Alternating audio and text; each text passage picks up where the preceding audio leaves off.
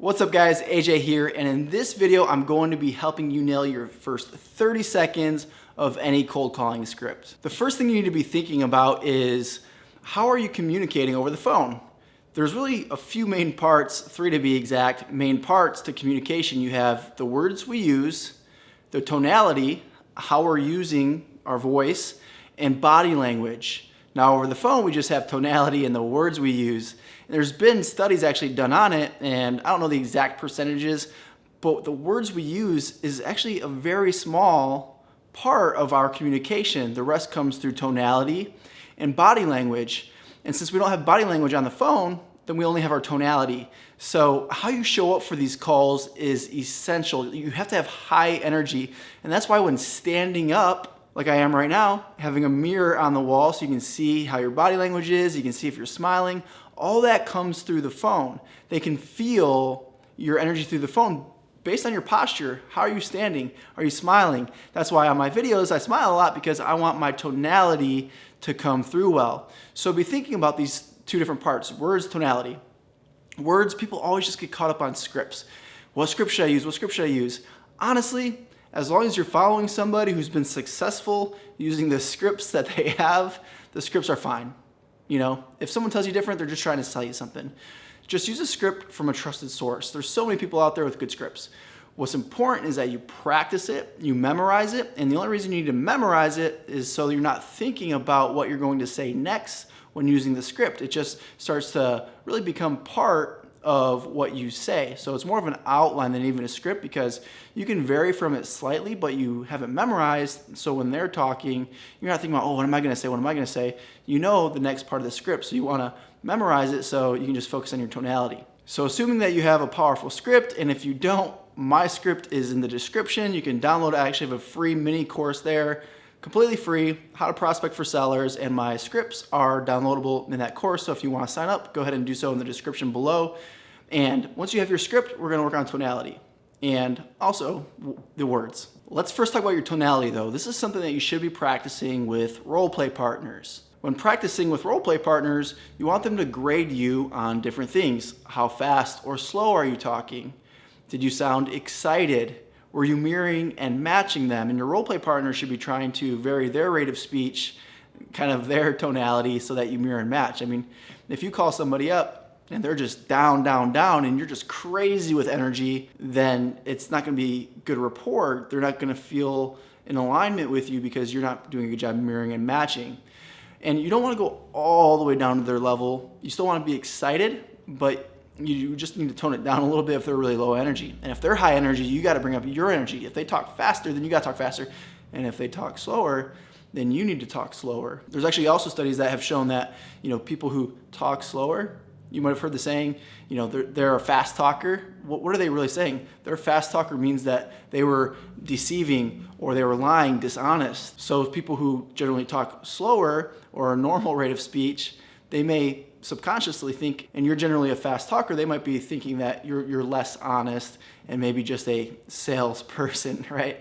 And now, on the other hand, if you're talking really slow, that's just normally your rate of speech. This isn't good or bad, it's just the reality. And if you're a slower talker, that can sometimes be perceived as not as savvy, is probably a better way to say it, not as savvy as some people who maybe have a different rate of speech. Not right or wrong. None of it's true. If you talk fast, it doesn't mean you're dishonest. If you talk slow, doesn't mean that you're less savvy.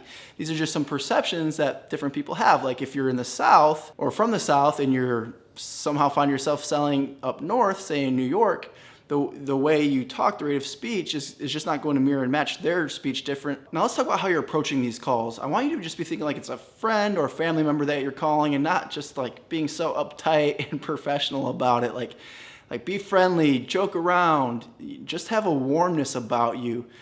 I would call and just talk like I am talking to you right now, and we'll cover that here in a second, but just think like this is my friend, this is my family member, and when you're calling people that you're comfortable with, your tonality, your attitude is going to be a lot different than calling a stranger, right? So be thinking like, hey, you know what, I'm just calling my friends and family today, no big deal. And when you treat it this way, guys, it becomes so much more fun. It becomes easier because when you're getting good results through having good tonality, using the words the right way, and you start setting listing appointments, taking listings, and selling houses, prospecting becomes fun. I can promise you that. So when you're starting making these calls, just be confident, be calm, have a level of excitement. So it's calm, excitement, have a level of understanding. If they're angry about something because say you're calling expireds and their home just failed to sell, be thinking that you want to repeat and affirm what they're saying. So if they're frustrated and if they're like, 10 agents just called me today, this is ridiculous, I'm so frustrated, just say, hey, I totally get it. I understand that you're frustrated. I'd be frustrated too if I had 10 agents call me today. But the reason I was calling is because I noticed that your home came off the market, and from the sound of your voice, it sounds like you really wanted to get that home sold. If I could still get that home sold for you, would you still be excited about it? So that kind of takes them back off kind of just the frustrated tonality that they have and the tension of the call, and takes it down a path where you want to go with your script. And then it kind of opens up, why the home came off the market. There's so many different reasons, and we're not going to get into it on this call, but there's conditions and there are objections, and that's something important to understand.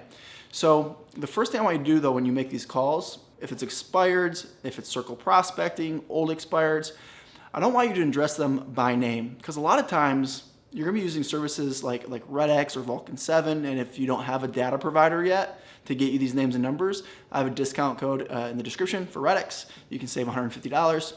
When you're calling them, sometimes you just get the wrong data. Maybe it pulls the old owner and now you're talking to the new owner, or whatever the reason, or maybe the house is actually owned by somebody else and it's a renter living there, or maybe they just go by a different name. My legal name isn't AJ. So if someone were calling me, they would call me by my legal name, and immediately I would know they're a telemarketer. So I know that right away because my friends and family, they call me AJ. So I want you to think about that. And if you're calling by their last name, so like say you're calling, hey, I was just calling for Mrs. Jabberwocky. I don't know where I got that from, but and it's the husband that answered. Well, that would be kind of weird, right? So, and I think if you're calling them by the last name, that's not as bad to do, because if it's a male or a female, you can say Mr. or Mrs., but that might seem too formal. So I just like to go in and this is the way I found best results. And I made tens of thousands, if not hundreds of thousands of calls. And what I would do is I would just say, and this works really good with expired listings, I would go, ring, ring. Yeah, hi, I'm not sure if you can help me, but I'm calling on the home at 123 Main Street. Is that your home? So what I'm doing is I'm identifying if they're the homeowner or not. And I'm not calling them by the wrong name, because if you call them by the wrong name, that kind of just sets a bad tone for the call, and they're like, no, that's not me. So I'm just identifying them if they're the homeowner or not. And I'm saying, I'm not sure if you can help me, because naturally people want to help other people. So immediately their curiosity is piqued, and they're subconscious, they're thinking, how can I help this person? They're asking for help. So I love that opening line. And then when you mention their property address, they're like, yeah, that's my property. So now they're really curious and they're listening really closely. So I would say, hey, I'm not sure if you can help me, but I'm calling about the home at 123 Main Street. Is that your property? Okay, so that is your property? Awesome. Well, my name is AJ Mida, and I'm a local real estate agent. And the reason I'm calling is because I noticed that your home came off the market 6 months ago, a year ago if it's an old expired. And if it's an old expired, which I love old expireds, they're awesome, especially if you're new. It's a lot less pressure because they're not getting a lot of calls. All the other agents already forgot about them, so you're the only one calling, so there's less competition. It's a great way to build your skills, build your confidence. So let's just say it came off the market a year ago. I'd say, oh, okay, great. Well, I'm actually calling because I saw that your home came off the market a year ago, and I was just wondering if it was still available or if it had sold. And if it had sold, no big deal. You can go on the next call, or you can ask them if they know anyone else looking to buy or sell real estate, or if they're looking to buy or sell real estate. So you can still ask that question. But if they say, you know what, they're probably most likely to say, it's not available, it came off the market, we couldn't sell it, this is the reason why. So then you follow up with, hey, awesome, totally get it. Sounds like that was a good reason why you took it off the market. But just out of curiosity, the market has really increased over the last 12 months, if it has. Just out of curiosity, would you still be interested in getting that home sold? Or would you be excited if you could still get the home sold? That's the next question, okay? So what you did is you identified them as the property owner. You've broke that initial resistance because now you're past the 30 seconds into the phone conversation and they haven't hung up on you yet, which is always a good thing. And now you're just going down your list of questions in your script. Any good script just is basically a list of questions that you can follow in order. And if it if the conversation veers you away from the script, you always just gently bring it back to the script. Now, if you're calling new expireds, I found there's a better chance of getting the right name. So if you want to call them by last name or first name, then I think that would be fine. First name, again, if their name's David and it says David, but they go by Dave and you say, hi, is David there? They're like, yeah, this is Dave. Like, it's just like immediately they're like, why are you calling me? So I just found it, I like to not use the name, but if I were to use the name, I would go, hi, is this Mr. Jabberwocky? So I found that's helpful. And then with new expireds, feel free to use the last name if you choose to. If you choose to, test it. If you're getting a good response, great. If you're not, use my other strategy that I shared with you. For sale by owners, it's typically listed, obviously, for sale by owner. So it's the owner listing the property. So the name in the ad is typically going to be them. So if you want to go ahead and use their name on for sale by owners, it's 9 times out of 10 going to be their name. And with circle prospecting, stick to the expired strategies that I already mentioned. And this is really important when it comes to scripts, because if you're not memorizing them, you're not going to be confident enough to have good tonality. So I want you to memorize, internalize the scripts. You do that by practicing. You do that by writing them out. You do that by having role play partners. And the better you know your scripts, the more confidence you have to deliver them with great tonality. And when you're not thinking about what they're going to say and how are you going to handle the objection because you know your scripts, you know your objection handlers, you just have a calmness about you and you're listening to what they're saying, not to think, oh, what am I going to say next? You're just listening to understand, and then the conversation is naturally going to go along with an objection handler or down your script. You're never just winging the conversation for a long period of time. At moments, if they're a talker, they might get you off script for a few minutes and you're just listening, you're repeating and affirming, but you're always thinking, how can I bring them back to the script? And how can I always get a close in? So you'll see on my script that there's lots of questions. Through the script, I'm always coming back and saying, hey, wow, so you were actually looking to move to Florida to be closer to your grandkids, is that right?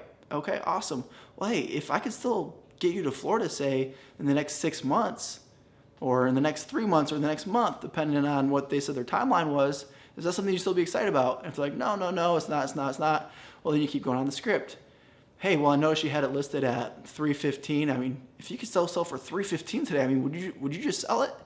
You're trying to get really the reason why they didn't sell. And there's a condition or an objection. Conditions like they can't sell it for like a real reason, like, they're going to get a job relocation, but that fell through, so they're staying put. That's a condition, not an objection. An objection would be like, we're just going to wait till winter when the market gets better. Well, hey, the market doesn't get better in the winter, right? But like, you see my point, or we're going to wait till the spring when the grass is greener. Well, everyone's grass is greener, so you're really still in alignment with the competition, right? So you're looking for conditions versus objections. Objections you can handle, conditions you really can't. So without getting into the entire script, we're going to just kind of stop there on it. But what I wanted to end this with is just be thinking, how can you get better? Record yourself, listen to it, because I promise you, when you treat this like a professional and you start getting amazing results, it's like this feedback loop, right?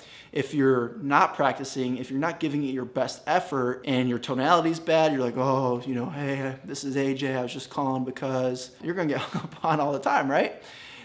So that's a feedback loop. If you're coming with bad energy to the call and you're getting bad results, you're going to start thinking, oh, this sucks. I don't like prospecting. And then your energy gets worse because you hate what you're doing. And then your energy gets worse, then you quit. But if you're coming with your best effort, good tonality, good energy, you're excited, you're standing up, you got your headset on, you're ready to go, you got your mirror up there, you're dressed in an outfit that causes you to have good energy, feel good about yourself, whether it's a suit or a t-shirt or workout clothes, like dressed the way you're going to feel good and confident, good energy, and you're coming with that. The feedback loop starts like this. You're coming with good energy, you get good results, you get a listing appointment, you sell it, prospecting's working, your energy gets even better, you want to practice more because you know it's working, and then you just keep this positive feedback loop going versus a negative feedback loop.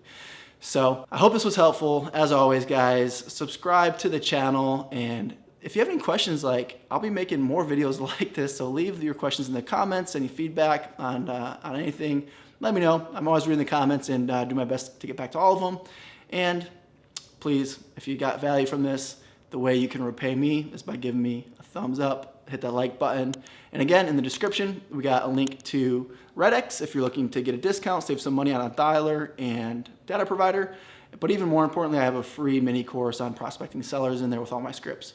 Just go ahead and sign up for that, and we'll see you guys later.